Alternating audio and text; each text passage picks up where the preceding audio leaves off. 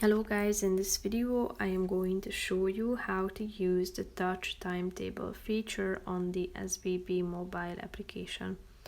But first I just want to mention, don't forget to subscribe to my channel because at 100,000 subscribers I am going to show you my whole YouTube revenue statistics and growth strategy, how to make money online. Now let's jump into it. First of all, open the app on your phone.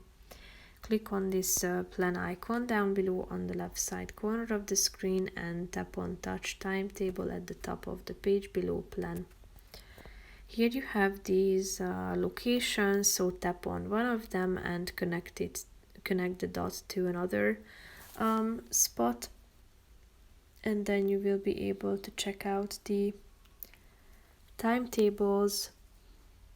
So here you have your selected departure and destination points. Tap on the relevant line. Here you can select ticket, save the journey and check out the stops. So that's pretty much it for this video guys. See you in the next one. Bye bye.